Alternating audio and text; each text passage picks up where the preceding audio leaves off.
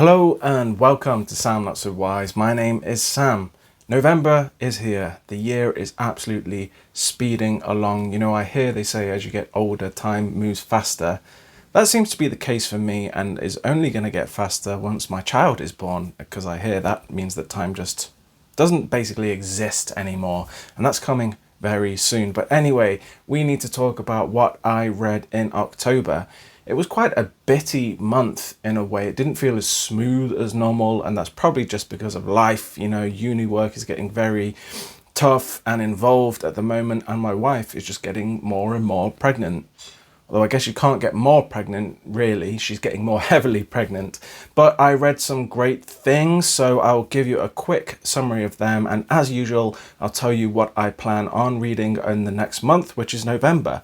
So with that, and probably much further ado, let's talk about what I read in October. So the first book that I read and we'll talk about today in October was The Tenant of Wildfell Hall by Anne Bronte. Not something I usually talk about on this channel, this kind of style, the classics. Sometimes, but not my normal bread and butter. This was a school read for my university course, which I usually save to the end of the video and don't talk about much, but this is a full novel this time, and I thought it was worth talking about a little bit more.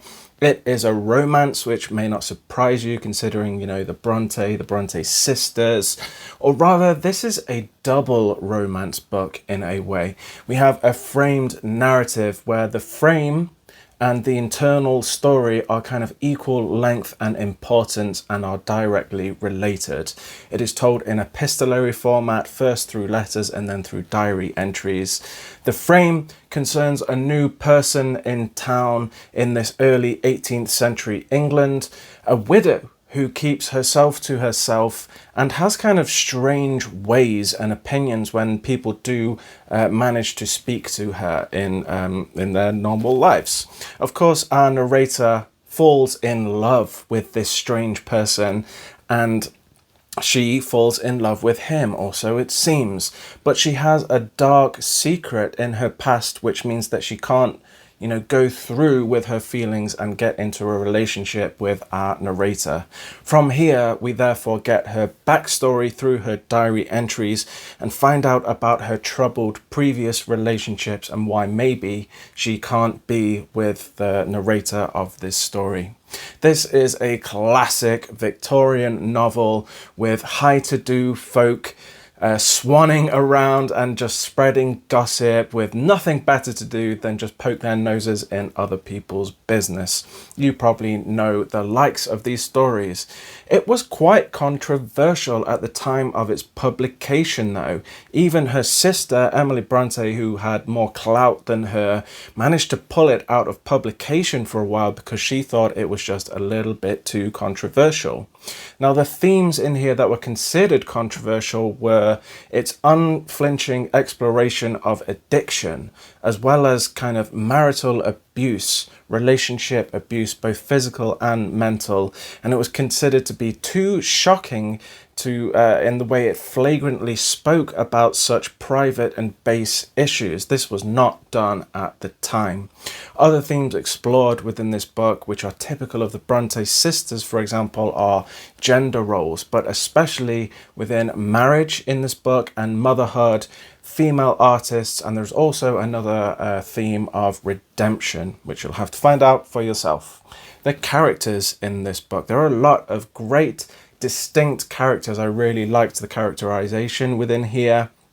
They may seem a little bit old-fashioned to us, but they are quite dynamic and go on quite great journeys.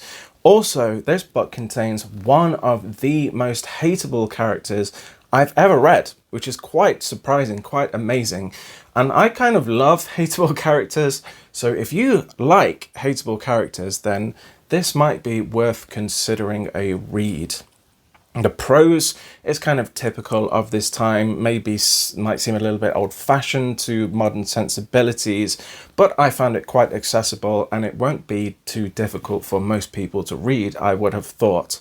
Overall, this was an emotional ride, actually, and just a great commentary on 18th century attitudes, especially towards women. It may be a little bit long, that's one complaint I have about it. It dragged a little at times, even though it's only 400 pages, but the type in this one is quite small. So it did take a while to read, but it's definitely an underappreciated gem of a classic and worth looking into. Next up, I read Fevre Dream by George R.R. Martin. Now, I did not choose this because it's spooky season. I don't really do kind of seasonal reads or anything like that. This was a book club read from the book club I run here in Reykjavik, and it's just kind of a happy coincidence that this was chosen right before Halloween, and this is a vampire book. It is set in the 1850s in southern US, and we follow a steamboat captain who is offered the chance of a lifetime to build his dream boat and sail the Mississippi in fashion. All is not as it seems though, and suspicious activities lead to the discovery that he is harboring vampires. These aren't your typical vampires though, but these atypical vampires are up against some truly nasty vampires who may be considered more typical, who we also follow through a perspective in the book as well. Inevitably, clashes occur and things get bloody with very high stakes. Get it? So this is my first A Song of Ice and Fire book by Martin, and it didn't disappoint. I love that series, really loved his writing in those books, and I thought this was brilliant as well. Not quite as good as those books, but still very good and very Martin-esque in many ways. As always, Martin's characters are fantastic, with the captain himself being a wonderfully well-drawn kind of classic boater man in a way. He's gruff, he's big and fat, and he speaks his mind, yet he's smart and extremely likable with a huge slice of common sense. He's a very lovable character in kind of a imperfect way, if you know what I mean. We also have our atypical vampire character who seems both very frightening at times, but also extremely enlightened. And it's definitely a fresh take on the vampire trope, which I really appreciated. I'm not a big vampire person, honestly, but I did like this vampire in particular. We also follow a vampire thrall who is also immensely hateable. Two very excellent hateable characters in this month. Story-wise, the book begins quite slowly, but the atmosphere is just so well written that it just draws you into this world of boating. Again, another scene, another kind of trope or, storytelling that I don't really care about, naval stuff, boats. But I was in with this. It was just so atmospherically written. I just felt like I was on the Mississippi. This is the third book that I've read set in this time on this river this year, and I just feel like I know that place now. It's kind of odd. But things pick up pace towards the end of the book with bloody battles and nautical drama. I will say that the book did drag a little bit though, and could have been cut maybe 50 to 75 pages. It's only a 400-page book, but at times it did feel a little bit overly slow. So I think if it was about 325 pages, this would have been almost a perfect book. In terms of themes, the main theme is that of slavery. It's set in 1850s, not long before the abolition of slavery in the US, where Martin draws interesting parallels between free men and slaves and vampires and humans. It specifically tackles the problem of kind of ambivalence towards slavery and forces characters to really think about the morality of serfdom. Another theme is that of kind of loneliness versus friendship and how looks can be deceiving. So I really did enjoy this book, not like an old-timer, but Really happy to have read something else from Martin, and he's proving that he's a great writer, and I just want to read more of his back catalogue now. So that was Fevre Dream. Next up, I read a book called Norstrilia by the sci-fi author Cordwainer Smith, which is a pseudonym for a man called Paul Linebarger. This was a buddy read with my good friends Bart, Whitney and Richard, and we did a live stream video talking about this book with both non-spoiler sections and spoiler sections, as well as just going off into random chats, which was amazingly fun as always. I love those guys. I'll pop a link to that in the description if you want to hear us just chatting about that book and having a good time. Now, I had heard of Smith before, but basically knew absolutely nothing about him or his works. It turns out that he was a war psychologist who wrote kind of the most important book on that subject, as well as being an advisor to many presidents around kind of the 50s and 60s, I believe. Nobody knew he was a writer until he died, which I just find fascinating. He's a really interesting character. I recommend you look up a little bit about him. He is quite unique in the author space of sci-fi fiction, especially. Now, the book itself, a very unique book as well, full of surprises. We follow a farmer on old North Australia, which is kind of a backwater planet in a way, that farms sheep that are sick. Giant sheep, we're talking 300-ton sheep who are sick, and their sickness makes a product called Stroon, which is a drug that allows for more immortality if you keep taking it. Now, this planet, because of this Stroon, is extremely rich, and through some tricks of a secret computer, our protagonist manages to purchase the planet Earth. Now, this is not a spoiler. You are told this within the first, 3 lines of the book. So that is something that is set up. In fact, the prologue spoils the entire book for you in a way. It tells you what's going to happen, but it's done in a way that you don't really know what the author is saying. It's got a lot of jargon, a lot of things that you don't understand. So I found that quite fascinating and really interesting to look back on once I'd finished the book. But anyway, following the pursuit from a jealous old classmate, Rod, our main character, travels to Earth where everybody just wants to manipulate him because he is basically the richest person in the galaxy. He gets mixed up with the underpeople in this world, which is basically a slave class of uplifted animals who look very much like humans. Now, does this sound absurd? Well, it is. It's quite an absurd story, but in a wonderful and original way. The world is very unique and very well drawn. You can see he knew the world really well. Now, Smith was more of a short story writer. This is his only full novel, but he wrote quite a lot of short stories within this world, and he wrote about it for quite a long time. So you can really tell that he had built up his world. He knows his timeline well, and he just understands what's going on, and it really comes through within the pages of this book. Now, through this crazy world, we are kind of pulled in many directions, and as the story kind of feels like a series of vignettes in a way, this leads to kind of a somewhat whiplash story that was both highly entertaining, but also frustrating at times in its lack of direction. Now, similarly, Smith constantly makes astute and funny social observations at every possible step. It's an extremely quotable book that explores so many different themes. And again, this was a bit frustrating. It's great that we have this thematic work, but for me personally, I just wish we had settled on 2 or 3 of them and just explored them in a little more detail.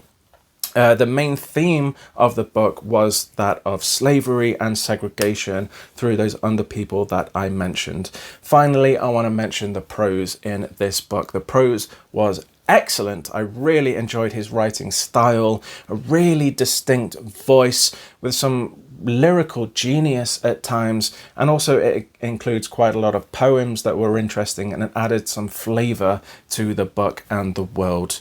And I was hooked from with the writing from the first page, and it just continued right until the end. So if you like good technical writing this may be for you. So yes, this wasn't really an old-timer for me, but I was really interested in this book, really engaged with just the writing style and the world. It had a few flaws for me, but I want to read The Rediscovery of Man, which is kind of a collection of his short stories from this world, and I will hopefully be doing that in December or January, I'm not sure. So check it out if you want to read something a little bit different in the sci-fi world. So as usual, I'm going to talk a little bit about what I read for university, but very briefly. Firstly, I want to talk about Oscar Wilde. I read the play An Ideal Husband, and what a great story. I've never read any Oscar Wilde before.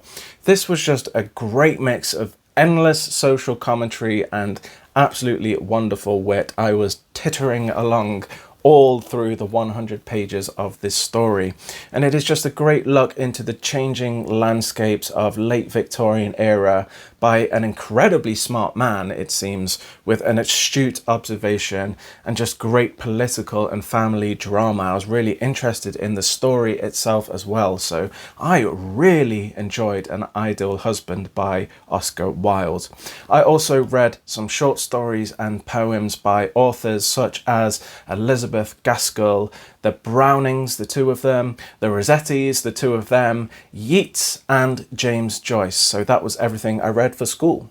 So now I will end the video by talking about my plans for reading in November. That's what's coming up. Now, I don't really know how this is going to go, right? My life is pretty hectic at the moment.